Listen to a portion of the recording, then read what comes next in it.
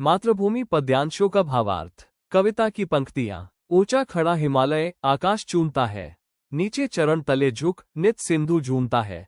सरल अर्थ। इन पंक्तियों में कवि भारत के महान हिमालय पर्वत का सुंदर वर्णन करता है। हिमालय बहुत ऊंचा है, ऐसा लगता है जैसे वह आकाश को छू रहा हो। हिमालय के नीचे समुद्र अपनी लहरों के साथ लगातार झूमता हुआ दिखाई देता है। अब आगे की पंक्तियां। गंगा, यमुना, त्रिवेणी नदियां लहर रही है, जगमग छटा निराली पग पग छहर रही है। सरल अर्थ। यहाँ कवि भारत की पवित्र नदियों का वर्णन करता है। गंगा और यमुना जैसी पवित्र नदियां अपनी लहरों के साथ बह रही है।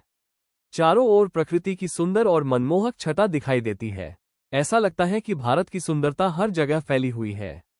Open book. कठिन शब्दों के आसान अर्थ। हिमालय, बर्फ से ढका भारत का विशाल पर्वत। चरण तले, पैरों के नीचे। सिंधु, समुद्र, झूमता है लहरों के साथ हिलता हुआ।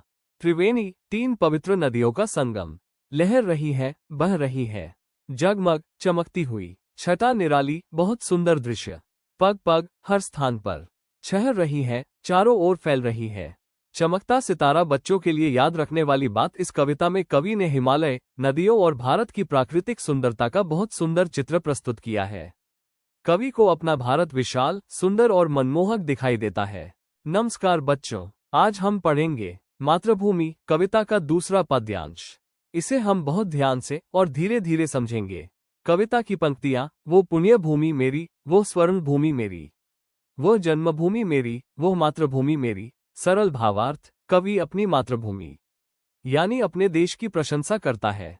कवि कहता है कि मेरा देश पवित्र भूमि है, ये समृद्ध है, इसलिए यह मेरे लिए स्वर्ण भूमि के समान है। यही वो भूमि है जहां मेरा जन्म हुआ है, इसलिए यह मेरी जन्मभूमि है। और मां के समान पूजनीय होने के कारण यह मेरी मातृभूमि है। अब आगे की पंक्तियां। झरने अनेक झरते, जिसकी पहाड़ियों में चिड़िया चहक रही है, हो मस्त झाड़ियों में। सरल भावार्थ। कवि कहता है कि मेरे देश की पहाड़ियों में बहुत सारे सुंदर झरने बहते हैं। हरी भरी झाड़ियों में चिड़िया खुशी से मधुर स्वर में चहचहाती है। चारों ओर हरियाली, सुंदर प्रकृति और आनंद का वातावरण दिखाई देता है। Open book. अब कठिन शब्दों के आसान अर्थ। पुण्य भूमि, पवित्र भूमि। स्वर्ण भूमि, बहुत समृद्ध और मूल्यवान भूमि। जन्मभूमि, जहां हमारा जन्म हुआ हो। मातृभूमि, मां के समान पूजनीय अपना देश। झरने, पहाड़ों से गिरने वाले जल प्रवाह। झरते, गिरते या बहते हैं। पहाड़ियां, छोटे छोटे पर्वत। चहक रही है, मधुर स्वर में गा रही है। मस्त, आनंदित और खुश। झाड़ियां, छोटे छोटे पेड़ पौधे। बच्चों के लिए याद रखने वाली बात। इस पद्यांश में कवि ने भारत की पवित्रता, समृद्धि और प्राकृतिक सुंदरता का वर्णन किया है। हमें अपनी मातृभूमि से प्रेम करना चाहिए, उसका सम्मान करना चाहिए और उसे स्वच्छ एवं सुंदर रखना चाहिए। धन्यवाद बच्चों, फिर मिलेंगे एक नई कविता के साथ। नमस्कार बच्चों, आज हम पढ़ेंगे मातृभूमि कविता का तीसरा पद्यांश। इसे हम बहुत धीरे, स्पष्ट शब्दों में और ध्यान से समझेंगे। झड़ता वृक्ष। कविता की पंक्तियां। अमराइयां घनी है, कोयल पुकारती है, बहती मलय पवन है, तन मन संवारती है। पुष्पणकाल। सरल भावार्थ। कवि कहता है कि मेरी मातृभूमि में आम के पेड़ों के घने बगीचे हैं। इन हरे भरे पेड़ों के बीच कोयल मधुर आवाज में गाती है। दक्षिण दिशा से एक ठंडी और सुगंधित हवा बहती है। ये सुंदर हवा हमारे शरीर और मन को तरोताजा कर देती है। अब आगे की पंक्तियां। वो धर्मभूमि मेरी, वो कर्मभूमि मेरी, वो जन्मभूमि मेरी, वो मातृभूमि मेरी। रीजन लेटर आई रीजन लेटर एंड। सरल भावार्थ। कवि कहता है कि मेरा देश धर्मभूमि है, जहां लोग धर्म और अच्छे कार्यों का पालन करते हैं। यह मेरी कर्मभूमि भी है, जहां हमें मेहनत करनी चाहिए और अपने कर्तव्यों को पूरा करना चाहिए। यही मेरी जन्मभूमि है, जहां मेरा जन्म हुआ है, और यही मेरी मातृभूमि है, जो मेरे लिए मां के समान पूजनीय है। Open book. कठिन शब्दों के आसान अर्थ। अमराइयां, आम के पेड़ों का घना बगीचा। घनी, बहुत अधिक या सघन। पुकारती है, आवाज देती है या गाती है। मलय पवन, दक्षिण दिशा से बहने वाली ठंडी और सुगंधित हवा। तन मन संवारती है, शरीर और मन को तरोताजा कर देती है। धर्मभूमि, धर्म और अच्छे कार्यों का पालन करने वाली भूमि। कर्मभूमि, मेहनत और कर्तव्य पालन की भूमि। जन्मभूमि, जहां हमारा जन्म हुआ हो। मातृभूमि, मां के समान पूजनीय अपना देश। बच्चों के लिए याद रखने वाली बात इस पद्यांश में कवि ने भारत की हरियाली, सुगंधित हवा और मधुर प्राकृतिक वातावरण का सुंदर वर्णन किया है। कवि के लिए भारत धर्मभूमि भी है, कर्मभूमि भी है, जन्मभूमि भी है और सबसे बढ़कर मातृभूमि है।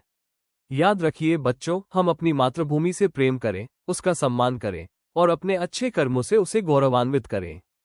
नमस्कार बच्चों, आज हम पढ़ेंगे मातृभूमि कविता का चौथा पद्यांश।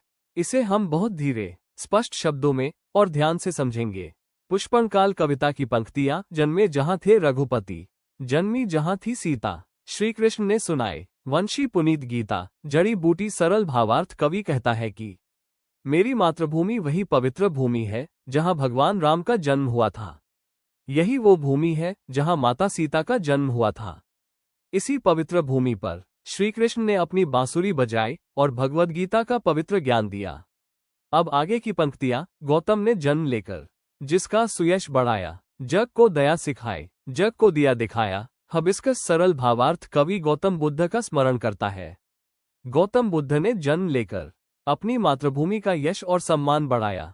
उन्होंने संसार को दया और करुणा का संदेश दिया। उन्होंने लोगों को सही और अच्छे जीवन का मार्ग दिखाया।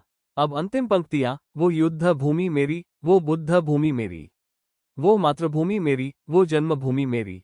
रीजन लेटर एंड सरल भावार्थ। कवि कहता है कि मेरा देश युद्ध भूमि भी रहा है, जहां वीरों ने धर्म और न्याय के लिए युद्ध किए।